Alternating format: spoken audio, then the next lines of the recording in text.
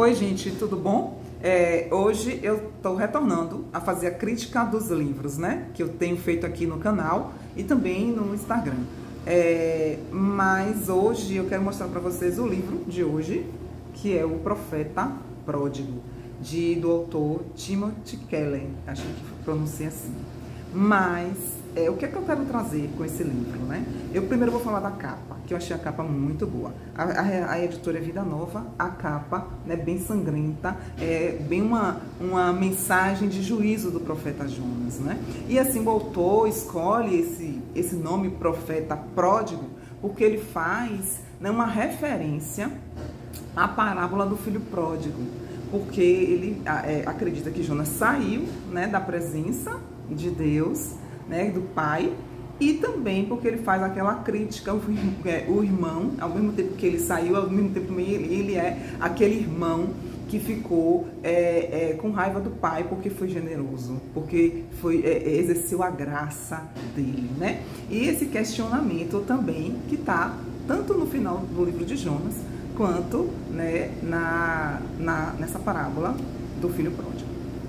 Mas o livro é muito rico, né? É um livro que, se você não quer mudança, não é para você.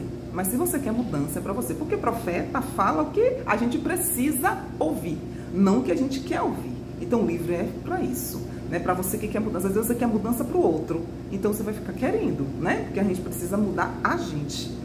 Sim, a única coisa que a gente consegue mudar é a gente. E o livro ajuda muito, né? Então ele faz muito uma referência para como você lê a Bíblia. Se você lê a Bíblia achando que você não merece mudança, que aquelas palavras não são para vocês, né? Sempre para o fulano de tal ou ciclano de tal, então você está lendo a Bíblia errado.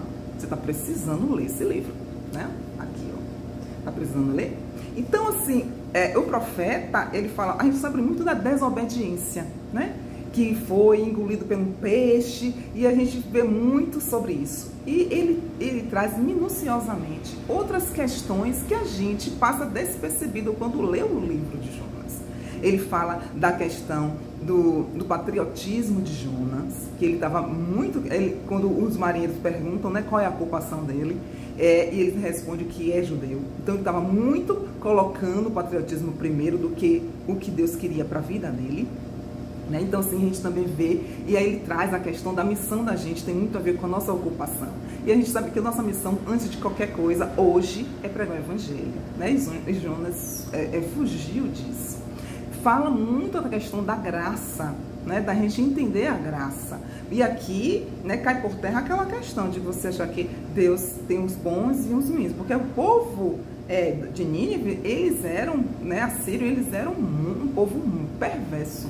Um povo que fazia, né, imperialismo, que fazia injustiça mesmo, e crueldade. E Deus queria que Jonas a levasse, né, uma mensagem de juízo, mas de arrependimento, muito de arrependimento. E Jonas levou, né, uma mensagem de juízo.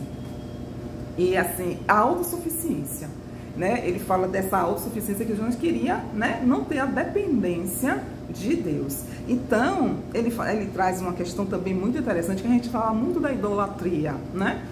Da idolatria de ter um ídolo.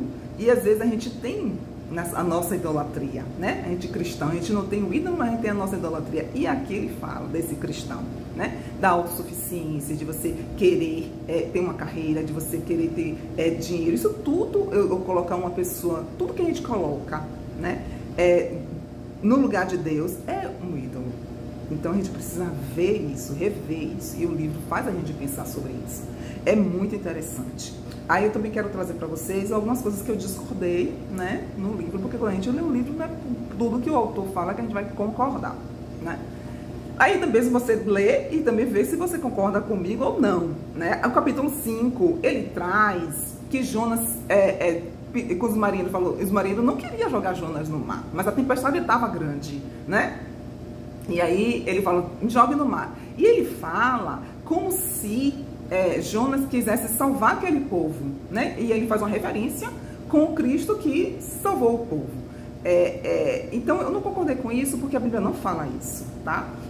Ele se jogou, eu acredito que ele sabia da soberania de Deus. Sabendo dessa soberania, ele sabia que ele não ia morrer, porque ele tinha que pregar para aquele povo que ele estava fugindo, né? Os ninivitas. Então ele tinha que ir lá pregar. E ele disse, joga, é isso aí, eu não concordei. Acredito que ele sabia que Deus ia fazer. Agora, concordo sim com o autor. Quando ele está no ventre do peixe, ali há um arrependimento. Ali sim há um arrependimento. Aí eu vou discordar de novo com o autor, lá no capítulo 7, quando ele fala que os ninivitas não se arrependeram, né? E Jesus Cristo fala que eles se arrependeram, lá, né, em Lucas 13, se não me engano, no capítulo, olha, tem um. Mas aqui o livro, depois, se eu falei um versículo errado, eu coloco um vídeo. Mas Jesus Cristo fala assim, que os ninivitas levantariam no juízo para julgar essa geração perversa, porque eles se arrependeram com a pregação de Jonas, que foi de juízo. E a pregação dele, né, que é da graça, as pessoas não querem se converter. Naquele momento as pessoas não queriam se converter e até hoje não entendem, né? Então, ele fala sobre isso. Então eu acredito sim que os ninivitas eles se arrependeram e eles salvaram sim, tá? Mas o livro é muito rico, fala sobre muitos assuntos. Ele traz histórias, né, reais, histórias, parábolas para você entender como a graça é. Então, sim, é um livro para você pensar, é um livro para você refletir sobre a sua própria vida. E eu vou deixar aqui minha reflexão do que eu achei escrito abaixo, né, do vídeo, mas eu digo a você, é um livro que vale a pena você ler. Você que quer mudança, que às vezes está tão cansado de querer mudança no outro, acho que a mudança primeiro começa com a gente. Então esse livro, com certeza, para você que quer mudança, você deveria comprar.